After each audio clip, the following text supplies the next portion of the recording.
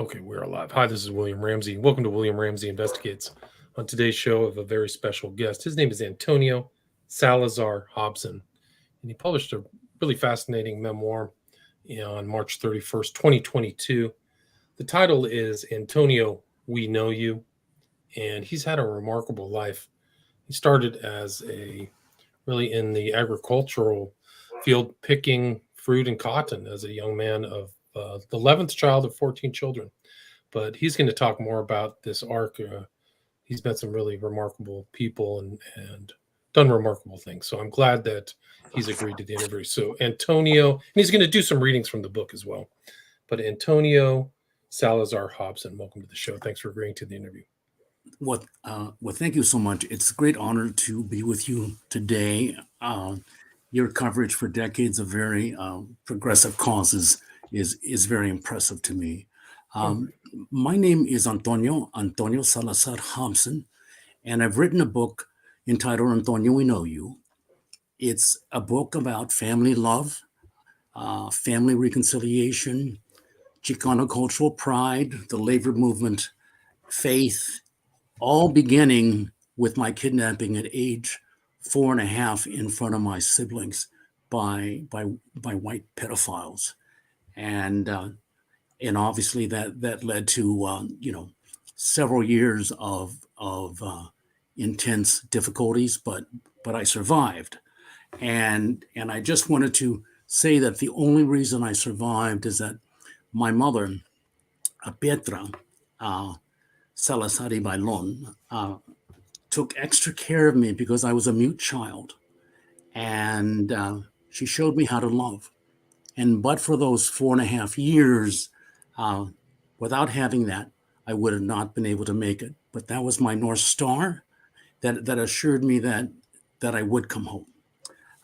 And and I'd just also like to say that at the outset, that the title of my book comes from Cesar Chavez, and who took me under his wing at the age of 15. He inspired me to become a labor lawyer, and I was able to work with him until his death for almost 2 decades. And my book has a foreword by Jimmy Santiago Baca, the most renowned Chicano writer and poet of the last 40 years, and he has supported my book from its beginning.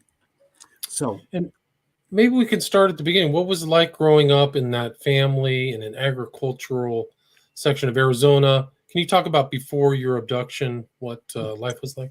sure, I mean, what happened is that I was the 11th, and I was utterly accepted by all my siblings and and my mother. And even though she loved them all equally, she she needed to spend extra time with me. We came from an abysmally poor family. 40 years picking fruit on the national circuit. I worked for 4 seasons picking fruit, and we lived in poverty for the entire period. We ended up in Phoenix, Arizona, at living in a set of projects, and that gave us our first home after all those decades. So, I spoke only Spanish. I was involved with all the games of my siblings, and I never felt any discouragement for my current condition, and that's how my family treated me. So I was very lucky, and so uh, so Do you want to read from that chapter one, Antonio? sure, I'd be happy to. Excellent. That'd be great. Yeah, chapter one is entitled a cherished child, and it is the defining touchstone by which I live my life. It recounts the breakfast scene and a physical description of my mother as well as her marriage uh, at age 13, which was illegal. So here it is. My earliest memory is a happy one. This recollection became the touchstone of my life, leading me back to Petra and the love she taught me. Petra normally dressed at home in house dresses, but for field work she dressed like all the other farm worker women wearing khaki pants, long sleeve shirts, and a large brimmed straw hat upon her head. Except for the hat, these work clothes were the clothes that Petra wore while she served as breakfast. To me, my mother was at her most beautiful in these early morning hours. Petra was small, maybe 5'2" tall, with a womanly body that by then had given birth to 11, with 3 more on the way. Petra had been married since she was 13 years old, illegally, to take care of my father's 6-year-old son, and then they began picking in the fields very early. My brother at age 8, and she also joined in with him. So, as I was saying earlier, that she had a broad face with high cheekbones, dark brown eyes, a ruddy smile, and an effortless embrace that reached my heart when she hugged me. Of course, she was the mother to us all, but to me, as the family's mute child, excuse me, but to me, as the family's mute child, she took extra time. Her kindness came naturally to Petra. I would have but these 4 short years that I spent with her when she taught me to love. Although I have thousands of images of my childhood with the Salazars, it is this pre-dawn scene in the kitchen, the image that I could turn to as a touchstone that I was never broken. And that is really the amount of love that I received from her prior to my kidnapping. And I was kidnapped at age 4.5 in front of most of my siblings by a white pedophile couple, John and Sarah Hobson.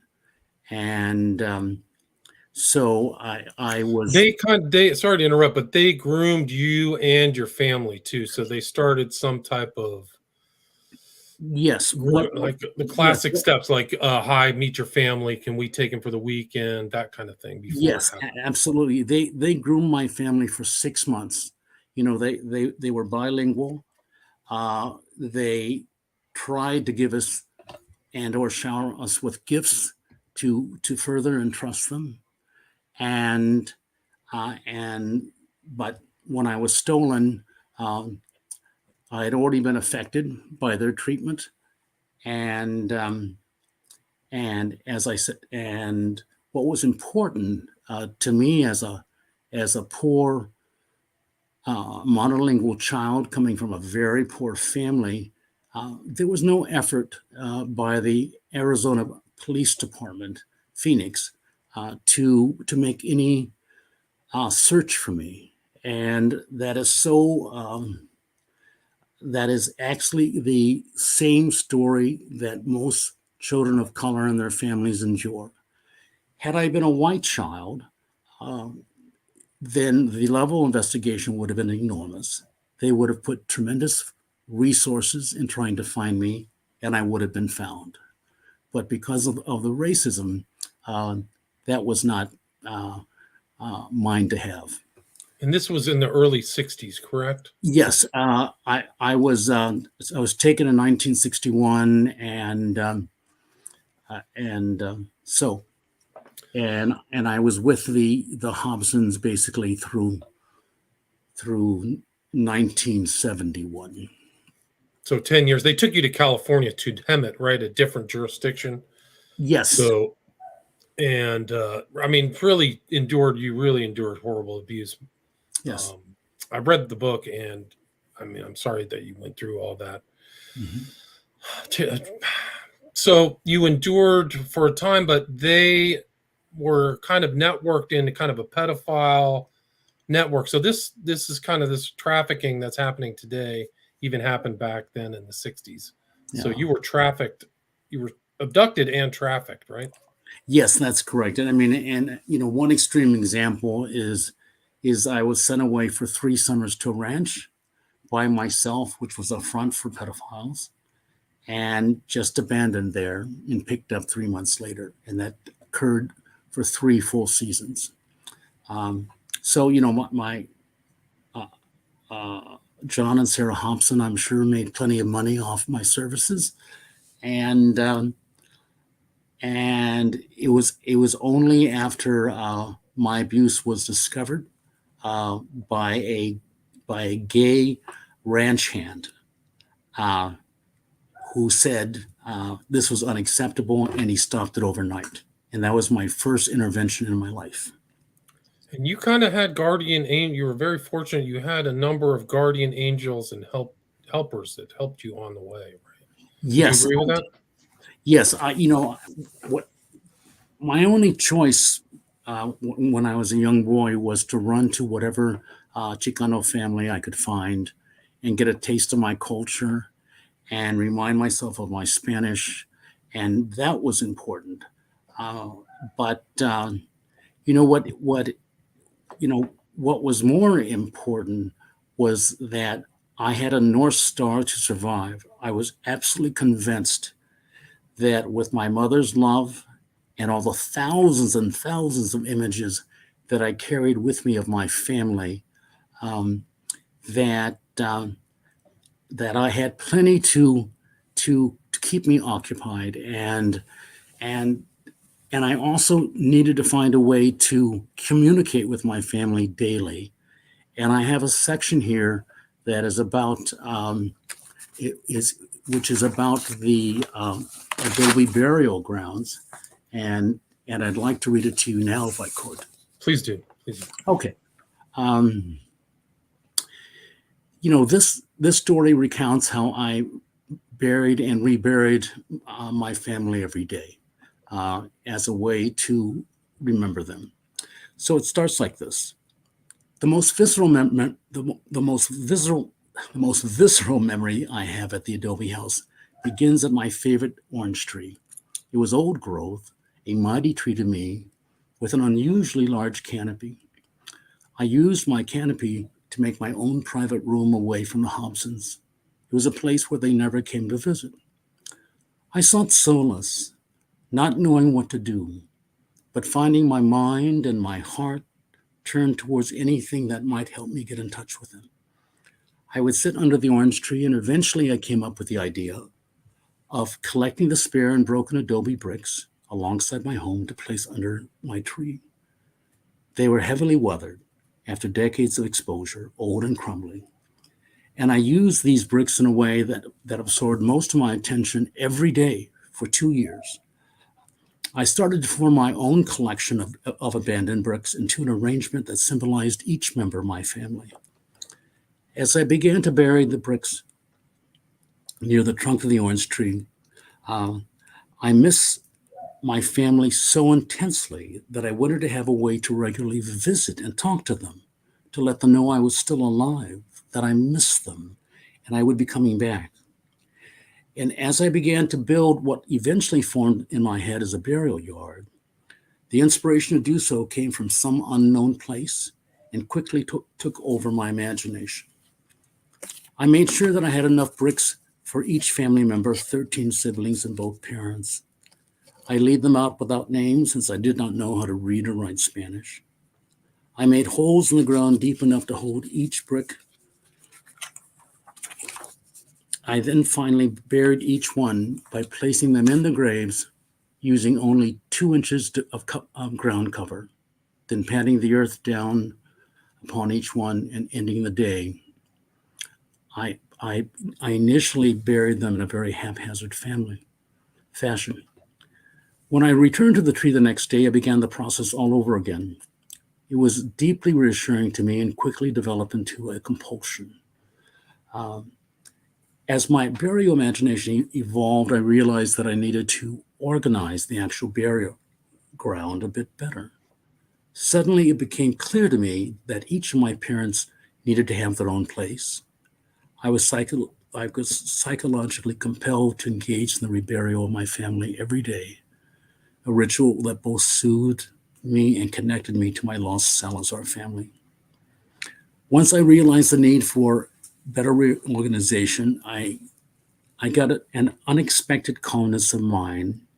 I was no longer overcome with daily anxiety. I never told the Hobsons about my burial ground, my daily unearthing and reburial of that, or that I talked with my family during with these Adobe bricks. It was not until we left the Adobe house to move to a house in an isolated uh, olive orchard that I was forced or able to end these efforts. I never repeated the burial again for my family after we moved. I missed my burial grounds, but I'd found out about our move a few days earlier. I used the extra time to make my burial grounds would be safe when I left. I believe I had taken care of my family and I willed myself to endure until the time I could return to them. I never considered a burial space for myself, for I believed I would soon be returning to Petra's embrace. So that's kind of how you adapted or managed to the loss of your family too. It wasn't just, it was your mother and your brothers and sisters, right? Yeah, You missed that yeah. belonging. And it was a vehicle for me to tell them every day where I was, how I was doing, and that I remembered all of them. And that was the best solve that naturally came to me. So you lived with the Hobsons, Sarah and John, and they moved to what, DC, and you ended up in Lodi as an early teenager, correct? Yes. Can you talk about what it was like going to school and how you kind of adapted to kind of some of these newer challenges as you were getting back into academics? Well, you know what changed the entire life story of mine is that I met Cesar Chavez when I was 15 years old, when I'd already picked the first of 3 seasons out of 4 as a farm worker, and and he gave us an occasion to meet him at a labor hall in advance of the actual rally. And so many of our students from my high school attended. And we were so impressed with his candor and his gentleness, and sort of the miracle of Cesar Chavez was right there in front of us. He then invited us to become his student bodyguards for that rally. And afterwards, he asked us if we would do that uh, for a long time. And so I volunteered for 3 years uh, throughout the Central Valley, attending every rally with about 40 students. And we were so proud of ourselves with the honor of being asked to defend him. And this was a very common approach that Cesar used, and I think it really helped, prevent any early assassinations, I would say. So it was something which was just so important to me. Cesar. I met him when I was 15. I had worked for a year volunteering for the UFW. And when I was 16 years old, he took me aside and he said, Antonio, I think you should become a labor lawyer for the labor movement. I think you can do that. And I'd never had a dream before other than returning to my family. And I ran with the dream at the very instant he told me to do so. And I ran with that dream for years and achieved what he wanted me to achieve, which That's was to amazing. be a labor lawyer for the labor movement. But And do you mind reading that section, Antonio?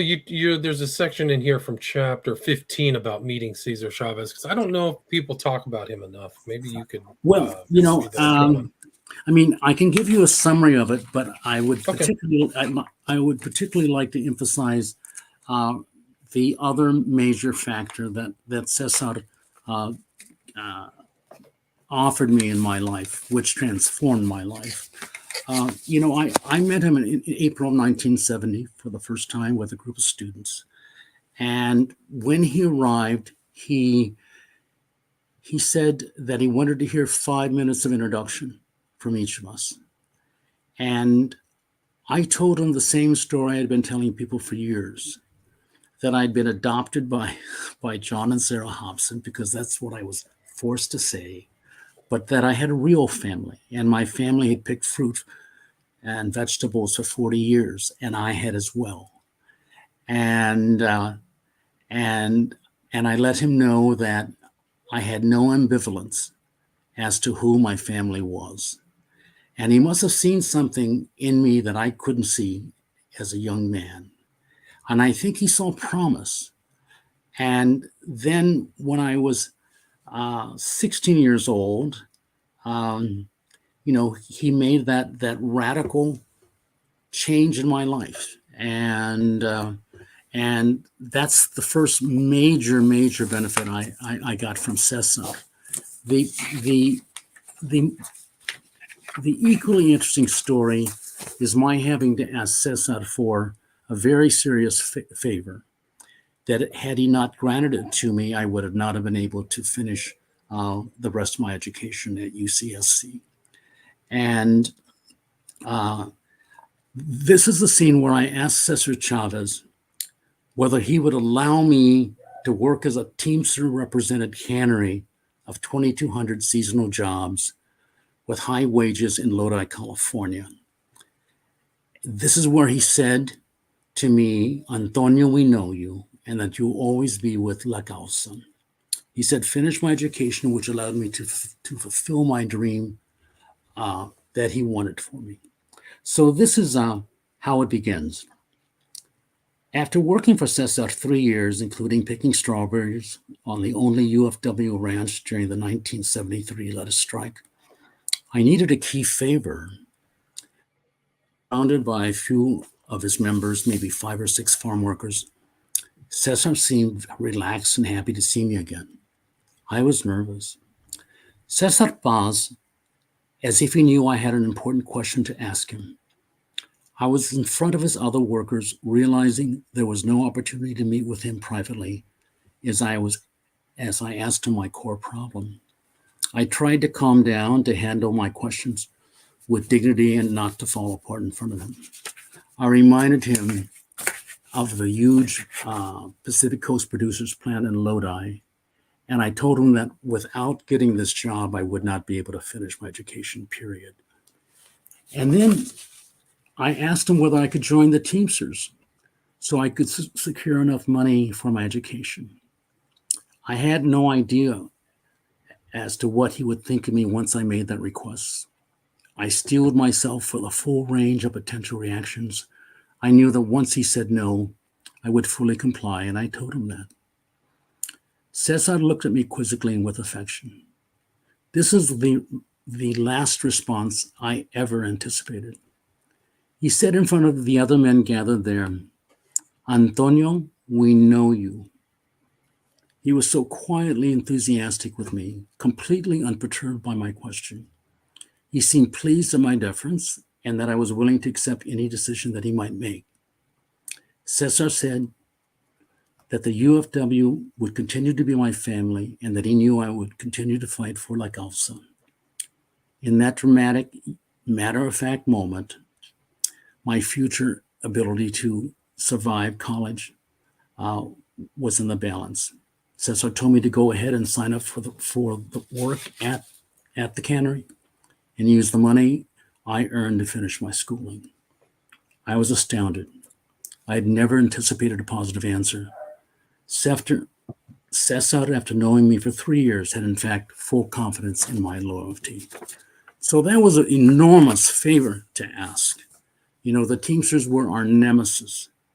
And but that's the only solution that I had at that moment.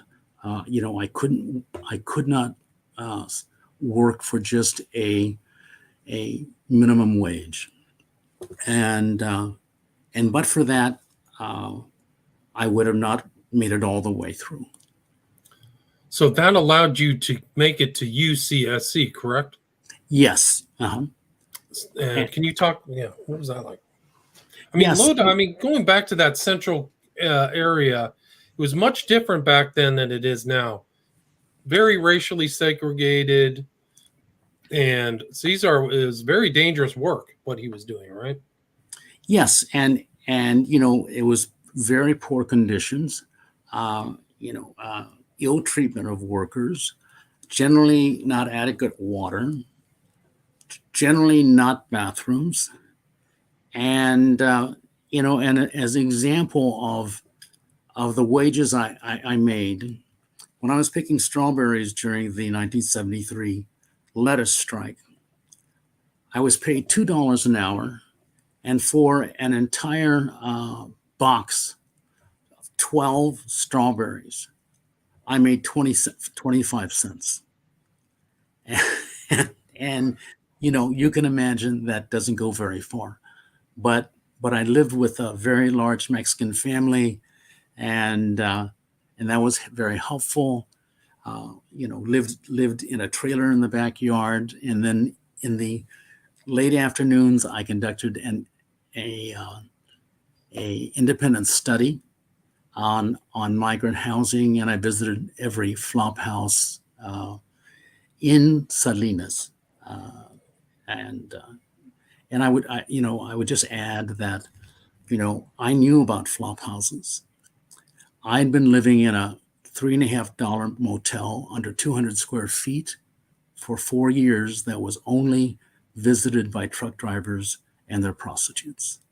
So it was small quarters with the crazed Hobsons. Right. So you came a long way to get Yes, out of that to yeah, UCSC, which is, I yes. mean, Santa Cruz is really light. Can you talk about how your education kind of changed? I mean, you were mute at one point, and you worked your way up to academic scales, right? Or the ladder? Yes, yes. I had lost my muteness by the time I was 7, and it was obvious that I had a very ready mind. And so, one aspect of the book is when I just turned 7 years old by 1 week. I had never attended, you know, pre-K, kindergarten, first, second, third, fourth grade.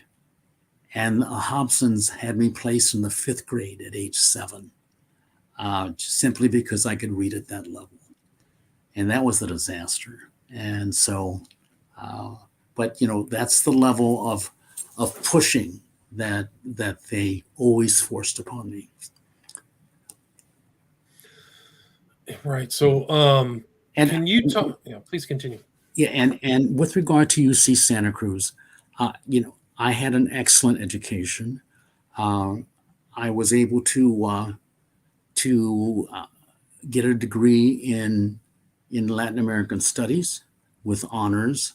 I was able uh, to win the Danforth, uh, which provided me many years of education in graduate school. Uh, but I left graduate school because I decided I was in the wrong place. I only wanted to be a labor lawyer, and that's when I left and joined UC Davis. Right. So you stayed in Central California, one way or another, one other place. Yes, Can I you? yes our picking range was 50 miles in either direction. So we picked everything other than grapes and of course lettuce, um, from vegetables to pears to cherries and walnuts. So Can you talk about what it was like working for the UFW and kind of what rights and benefits you were fighting to obtain for the workers? well, sure. I mean, you know, I'm a union side labor lawyer, and I've negotiated many contracts with international unions on behalf of their employees. And we just wanted to have some modicum of those rights. And but the most important thing we wanted to do was to be recognized as a union. and so the UFW was, became the defining vehicle for Chicanos in this country, became part of the entire progressive movement. We were fully involved in the general labor movement, and I coordinated many many campaigns where the UFW was the lead participant. And what was it like working alongside Cesar Chavez? Well, it was a dream. Excuse me. I'd always heard of him, as everyone had. I couldn't believe that I had the good fortune to meet him. I couldn't believe that he actually saw something in me that I could not see for myself, and that he just seemed resolved in my promise. And he also knew I was an extremely hard worker. Also at this time, I was student body president of 4,000 students, and was doing well academically.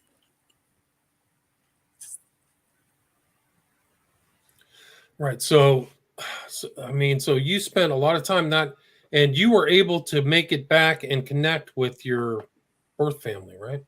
Yes, I was. It was a 24-year search.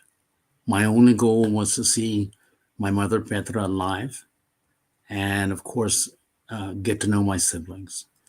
And she was in fact alive, and I had worries about meeting her, when in fact they were for naught.